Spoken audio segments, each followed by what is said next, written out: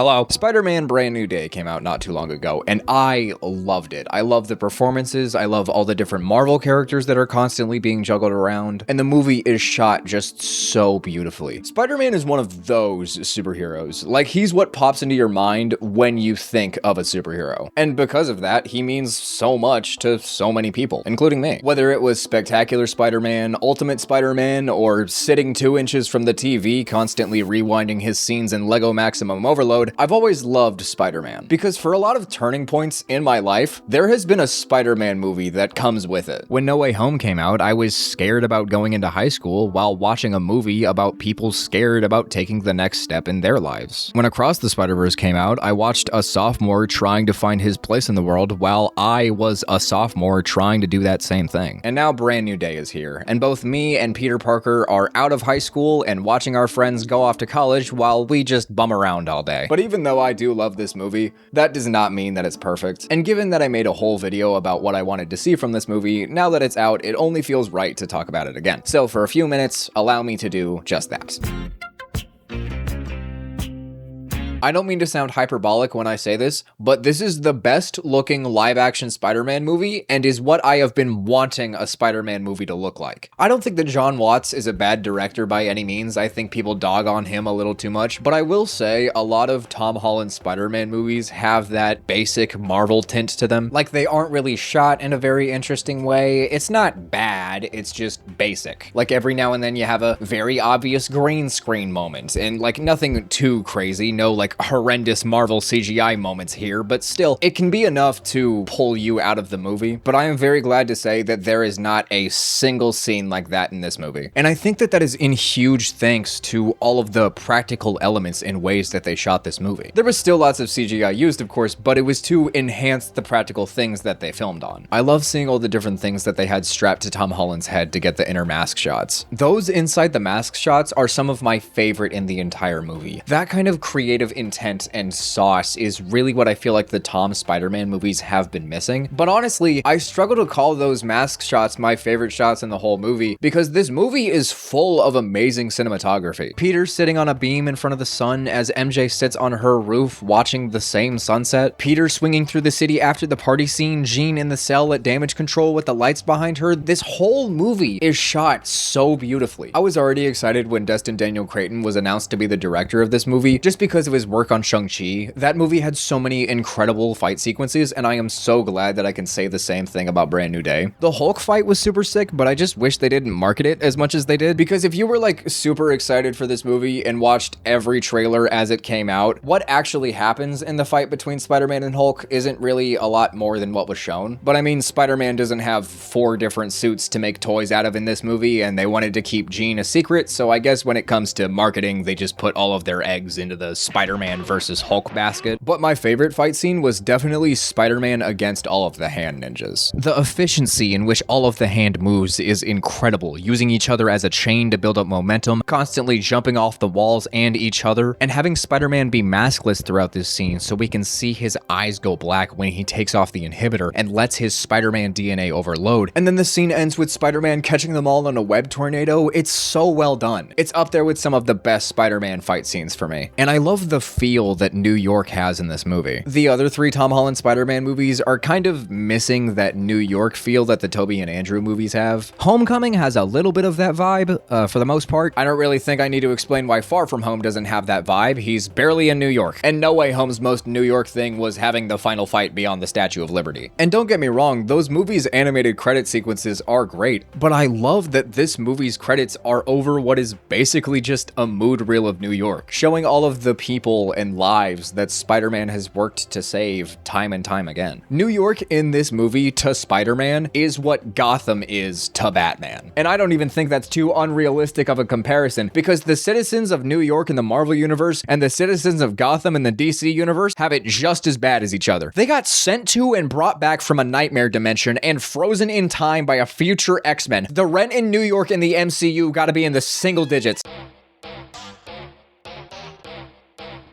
When I made my video talking about what I wanted from this movie, I brought up the music, because the Spider-Man movies have a lot of amazing music in them. The opening of Homecoming, both of the Spider-Verse movies having full albums released alongside the soundtracks that are full of incredible songs, one that is on its way to becoming a classic, and my prayers have been answered because this movie has some incredible music throughout. We have an amazing score that has put some great spins on the Spider-Man theme, matching the more cold and somber tone that this movie has with the piano in the opening, and then again later towards the end during the crowd scene, we get one of the best renditions of the original theme that I've ever heard. Not only do we have our fourth score by the GOAT himself, Michael Giacchino, the man who has scored every movie ever, but the movie also has some great needle drops. The sick opening montage to Wolf Like Me just being a better version of the Homecoming opening, the chaoticness of EOO while Spider-Man is swinging chaotically and crashing into buildings trying to figure out his organic webs. But my favorite one was definitely Loser. The scene where Peter watches Ned leave the shop and he just sits there and he thinks to himself for a second and it just goes, don't even have to say anything, and we know exactly what he's gonna do. And then the song starts playing diegetically during the party scene. God, it tickles my brain so good. Before the movie came out, when Liza Colin-Zayas was announced to be a part of the cast, I theorized that she was going to be playing Rio Morales. Obviously, I was wrong about that, and she ended up being Jean DeWolff, which was a fun surprise, and I love seeing Spider-Man work alongside the Chief of Police instead of being at odds with them. You can really feel the first game's influence at the beginning of the movie. But with Jean DeWolff's inclusion, it makes me wonder if maybe we're going to be building up to a storyline similar to the comic, The Death of Jean DeWolff. Especially with that comic having Spider-Man and Daredevil team up, and a lot of fans wanting to see that in the MCU. After No Way Home, I wasn't sure whether or not the next movie would even feature Ned or MJ, and maybe have Peter meet Harry, or Gwen, or Miles, or Mary Jane MJ, or Felicia Hardy, or whoever they wanted to bring in. But I'm very glad that that's not the route that the movie went down, having Peter be much more of a loner this time. Even when other people are reaching out to him, he's actively ignoring it. Spider-Man is fully taking over, and even he is forgetting about Peter Parker. But just because the world has forgotten about Peter Parker does not mean that the world has forgotten about Spider-Man, and we find out that Ned has actually been trying to figure out who Spider-Man is. He even makes a Spidey Tracker app, and wouldn't it be so sick if Marvel actually made like a Spidey Tracker app that you can download? Wouldn't that be sick? Anyway, but I love having Ned be a Spider-Man fanboy again. Of course, if all of his memories of Peter are erased, he's realistically gonna wonder why Spider-Man has saved him over and over. The same goes for MJ. That's what makes the rooftop scene so good. These are smart kids. They would connect these dots. That's why the two people that Ned suspects the most are Flash and Mr. Harrington. Yeah, it's a joke, but it's two people from their school. And that's why Peter doesn't know what to say when MJ asks him if they knew each other. Because from his perspective, all he's seeing is the woman that he loves with all of his heart do exactly what she said she was gonna do. He's not even considering the fact that he might not be talking to MJ. The Jean reveal was so well done. Having things finally start to seem to go good for Spider-Man, only to have the rug ripped out from under him and have everything start to crumble again is quintessential Spider-Man story formula. And then the scene where MJ does actually find out what happens was just as good. It's Gamora again, man. What's worse, journeying through all 9 levels of hell or being named Peter in the MCU? I understand that some people are upset with having the decision to have Peter and MJ stay separated. I think that comes from both a combination of people wanting to see these characters happy again and also Tom Holland and Zendaya being this Hollywood power couple because they met on these movies. But I honestly really love the decision because of the later scene on the roof. It's able to give us the cheesy true love's kiss breaks the curse ending and the realistic and empathetic ending at the same time. And realistically, I feel like we're building up to a pathway where Peter and MJ get back together rather than like doing a storyline with a different Spider-Man love interest. The scenes with Peter and MJ are great, but my favorite scene in the whole movie, just Spider-Man and Ned building the Lego Star Wars ship together, with Ned asking Peter a bunch of random Spider-Man questions, making a callback to Homecoming. Their joking around somehow feels like strangers and lifelong friends at the same time. It's really great. The movie ending with Ned's muscle memory taking over and him and Peter doing their handshake was another great scene, and a lot of fans have theorized about what it means. Some have taken it as just Ned connecting the dots that Spider-Man's name is Peter and this dude named Peter is Spider-Man. But some have taken it to be Ned's memories coming back and him remembering who Peter is. He kind of shakes his head after they do their handshake, and that could be him realizing. And I'm not really sure which one I want it to be more. Jacob Batalon was asked what the scene meant to him, and I'm just gonna read what he said verbatim. I don't know.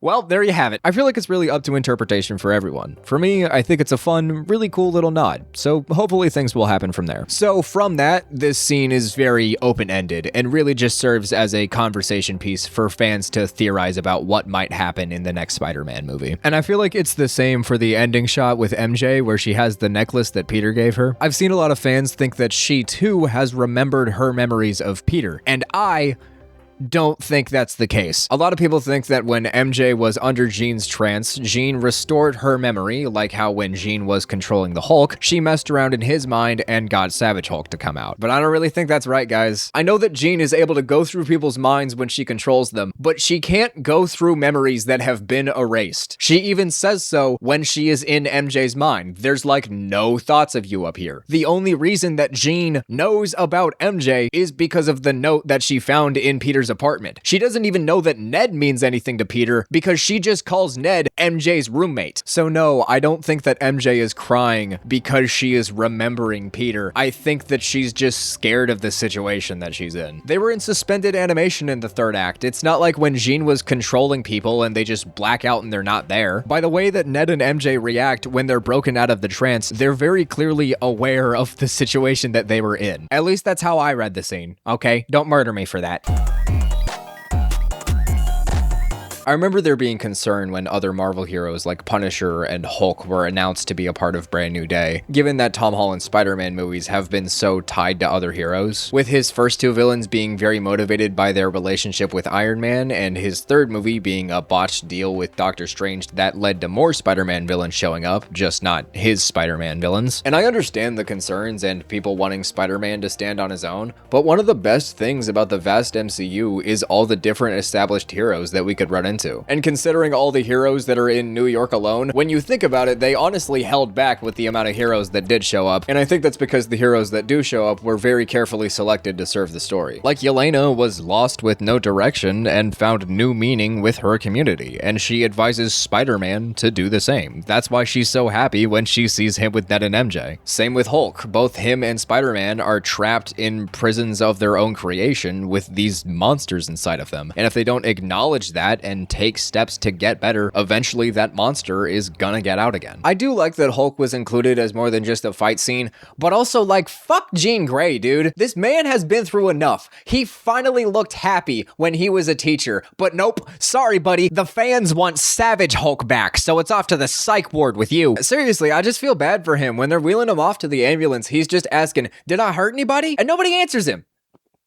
What the fuck? Fuck Jean Grey. But I don't think it's gonna surprise anyone that my favorite character that showed up was Punisher. Mostly just because I loved his relationship to Spider-Man a lot more than I thought I would. Because I thought it would be closer to his relationship with Matt, but Punisher and Spider-Man never really have those philosophical debates about the no-kill rule. They more just accept that they have their own way of doing things. They still butt heads over it, but it never really has Spider-Man trying to convince Frank to not kill people or anything like that. Like, he tells Punisher not to kill Jean, but he doesn't fucking listen to that. But I'm kind of glad that the movie never really had Spider-Man trying to convince Frank to stop killing. If anything, I kind of wish that we got something the other way around, where Punisher is trying to convince Spider-Man to break his no-kill rule. And the closest thing to that was just Frank being like, you could shoot her.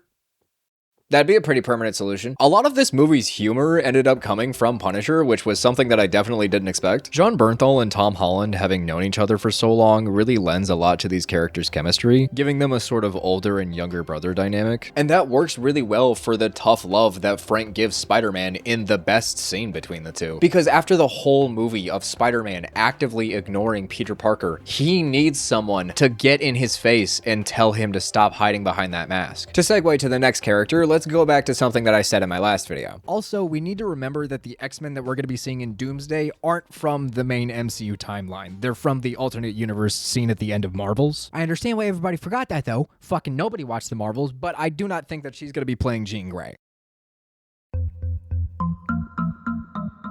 Okay, yeah, so obviously I was wrong about that. In my defense, I made that video before there was even a trailer released for the movie. But as trailers started coming out and revealed that the main threat was a telepath who could hop through people's minds and control them, I realized that I might be wrong about that a while ago, so give me a break. But regardless of that, I do love Jean Grey's inclusion as the main antagonist of the movie, because she as well mirrors Spider-Man, showing that keeping yourself isolated isn't a good way to solve your problems, and sometimes the bravest thing you can do is reach out and ask for help. And what this movie does with Jean really sets up for a cool avenue for the MCU's X-Men to take. But why the fuck is Jean Grey the main villain of a Look, I think that this movie uses Jean Grey in an amazing way. The scenes with her and May were making me tear up every time I saw this movie. But this is the 4th time that Tom Holland's Spider-Man has not gotten his own villains that are centered around him. In Homecoming, Vulture wanted to steal Stark technology because he and Damage Control shut down their job. In Far From Home, Mysterio was fired by Tony Stark and wanted to become the world's most beloved hero after he died. He only started focusing on Spider-Man and revealed his secret identity when he messed up that plan. And I don't think I need to explain how he doesn't really have his own villains in No Way Home. And it wouldn't be so noticeable if the Spider-Man villains that are in this movie weren't as marketed as much as they were. I love the opening of this movie with Spider-Man taking down villains and recreating a bunch of different comic covers. I just wish that wasn't the only time that we got to see Spider-Man face most of these villains. They went and made Lego sets with these guys and then marketed them as if they weren't in the movie for just 3 seconds. They got Marvin Jones III to reprise his role as Tombstone, and he ended up having less screen time than he did in Spider-Verse. I mean, at least we got to see Scorpion for a little bit.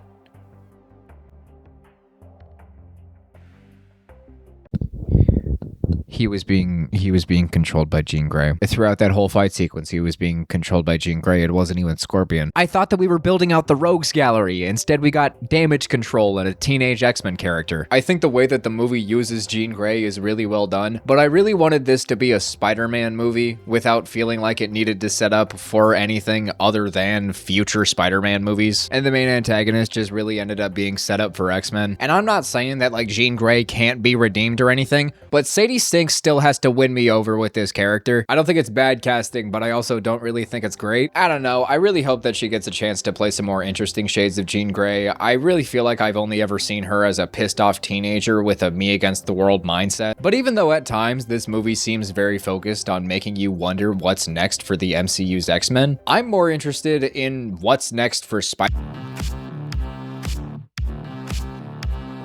First things first, we gotta talk about the main tease at the end of this movie and try to figure out what the hell was the end credit scene about. Now, when I first watched it, I took the Spidey tracker zooming out and showing up in space as a tease at Spider-Man showing up on Battleworld in Secret Wars. I've thought for a while that maybe like the Secret Wars comic, Avengers Secret Wars will introduce Tom Holland's version of the black suit. Because I feel like the MCU is just gonna ignore what the Sony movie set up and just do their own thing. So I think that the end credit scenes for Venom 2 and No Way Home are gonna fall into the ether of all of the useless Marvel end credit scenes. But I was really surprised to see that apparently I was the only one that thought this had anything to do with Tom Holland's Spider-Man, because everybody thinks that it is either Tobey Maguire or Miles Morales. A big rumor going around is that Avengers Doomsday is gonna open with Tobey Maguire's Spider-Man having to fight a bunch of X-Men characters to prevent his universe from having an incursion. Whether the X-Men characters are Deadpool and Wolverine or the Fox X-Men characters, we don't know yet. That is just a rumor, but a lot of fans are using the post-credit scene to justify their theory. The reason that some people think it's connected to Miles Morales is because the app glitches. That's it. The app glitches. I've seen some people going, it looks exactly like the Spider-Verse glitching. No, it doesn't. It looks like an app buffering. A better reason to think that it is connected to Miles is that when director Destin Daniel Cretton was asked what the scene meant, he said, "I do think it's frustrating when things are left out in the open and you never see them. I have every intention of answering the question." So it seems like maybe the end credits might not be connected to a Avengers movie, but instead the next Spider-Man movie where Miles Morales will be introduced. But I kind of hope that's not the case, because if we are gonna have Miles eventually, I would want him to be from the main MCU timeline instead of having Miles be another Spider-Man from another alternate universe. Like, we already have Aaron Davis in this universe. Why wouldn't we just make Miles his nephew? But if we are going to be introducing Miles Morales, Can we wait to do that until like Spider-Man 7? I'm not saying I don't want Miles to eventually be in the MCU, especially with Tom Holland saying that he would love to do for a young actor what Robert Downey Jr. did for him, but there's still so much more potential for Spider-Man before he takes up that mentor role. We've seen him team up with Punisher, but let's have him team up with Daredevil to take down Kingpin. Have a turf war in the streets of New York with Hammerhead's gang. Have Ned turn evil and become Hobgoblin. Actually, no, don't do that. I want this scene to hold up. And I promise you, I won't turn into a supervillain and try to kill you. Have a whole movie with Scorpion as the main antagonist. You could even do a Black Suit arc in the same movie, and it could culminate with Matt Gargan becoming the symbiote host. After Spider-Man throws Scorpion into a cop car, there's this brief moment where like the shadow covers the front of his mask, making it appear like the Black Suit, and that could be a cool hint at these characters' future. And if Spider-Man does end up getting the Black Suit in Secret Wars, we don't want to do the Black Suit and Miles in the same movie. We can take inspiration from the games, but we shouldn't copy them blatantly. So don't take me saying we should wait for Miles as me not wanting him to show up. I just don't think he should show up yet. Spider-Verse is coming out next year, hopefully, so let's just let these two versions of the character breathe on their own for a little bit and get one more solo Spider-Man movie before having the two team up. Wait, I've gotten this far into the video and I haven't even talked about I didn't really talk about the suit too much in my first video, but I think it is the perfect look for Tom Holland's Spider-Man, and is the best part of all of the other Spider-Man suits, quite literally. The costume designers took different elements from Tobey and Andrew's suits for inspiration, and I love that because at this point in the MCU, Spider-Man has met those versions of the character, so it can be reasoned that Peter 1 is taking inspiration from Peter 2 and 3 suits. And I love how shameless this movie was with its homages to those Spider-Men, like almost blatantly recreating scenes from Gwen's death for when Spider-Man catches MJ, and the scene on the roof being inspired by the first Tobey Maguire movie. And that vibe really fits the scene because Spider-Man is having to relearn how to control his powers. I really like how they showed his spider sense overloading with the constant headaches and all the different sounds being layered over each other. Like a chip bag gently scraping against the ground is about as loud as a fighter jet taking off. I will say though, I feel like Evie constantly going, alert, senses overloading throughout like the thing. I feel like that was a bit much. I get that it was just to like add to the overwhelmingness of the scene, but I feel like the AI that Peter has made to be inside of his mask should know to not like yell in his ear when his senses are overloading. I don't know. But the movie's biggest influence from Tobey is the organic webs that Spider-Man has this time around. I see a lot of Spider-Man fans debating on which is better, the web shooters or the organic webs. People love the organic webs because of the Raimi trilogy and Spectacular Spider-Man and stuff like that. I usually prefer the web shooters just because I like when Spider-Man makes the spider stuff, if that's so wrong. But I do think that this movie used the organic webs in a cool way, especially when they leaned into the grossness of it. And I know that they wanted kids to not like cry and leave Spider-Man with nightmares and stuff, but I really kind of wish that we got to see a version of Man-Spider with what the movie was setting up. Even if it was just like a nightmare sequence, I feel like it would have been so cool to see. And having the spider DNA start to mutate because Peter is continuing to isolate himself is such a cool way to tie the loneliness that comes with Spider-Man into the story of the movie. But Brand New Day doesn't just take inspiration from Spider-Man. Another big inspiration for the movie was Matt Reeves' work on The Batman. Not so much in the tone, but more exploring the same idea of the persona taking over the person's identity. And because of that, Spider-Man is almost never out of the suit in this movie. The MCU Spider-Man suits have been criticized for always being covered in CGI, but honestly, I think it was worth it to make the Brand New Day suit feel so practical and real. And I'm gonna be honest, I do like that now that Spider-Man has a cloth suit again, he doesn't emote with his eyes anymore. Instead, the movie has these really cool moments where you can see Tom Holland's eyes underneath the whites of the mask. And I knew that Destin Daniel Cretton was gonna give us some amazing fight sequences, but what I didn't expect was for him to go so hard with the swinging scenes. I love all the first-person shots, feeling like a high-quality version of one of those swinging VR games, and I mean that in the best of ways. Just the speed that he's swinging at and hearing the wind flow through the mask really makes you feel like Spider-Man swinging through New York. And even though the swinging scenes were really cool, I really loved the somber ending that this movie had. Not having a final swing, but having Peter Parker walk out into a crowd of Spider-Man fans. And when they look up to see Frank Castle wearing the mask, they all start to cheer. And for a moment, Peter can see his impact on the citizens of New York. And they don't even know that he is the reason they're cheering. But it doesn't matter. It doesn't matter that they don't know who Peter Parker is, they know who Spider-Man is. This movie really highlighted my favorite thing about Spider-Man, and that is his adversity, the constant perseverance, no matter how ridiculous the odds may seem. I saw an interview where Tom Holland was asked if he ever thought about the parallel universes where he never got to play Spider-Man, but I am so glad that I ended up in this universe. You know, this whole thing can get really scary. You know that? And things can change very quickly. Ways that we can't even imagine right now. I know. I don't think you do know. What do you mean? You're a really special person. And I would hope that that will always make you feel really great about yourself. But I know sometimes it doesn't. Sometimes you'll be really lonely. And sometimes, because you're special, people can do dark, monstrous things to you. But this is what I want you to know. You're beautiful. And the people who love you, we love you not because you're special, we love you because you're you. I want you to remember that. The beautiful thing is watching a character accept that life changes, but every morning there is a brand new day. And that is equally as exciting.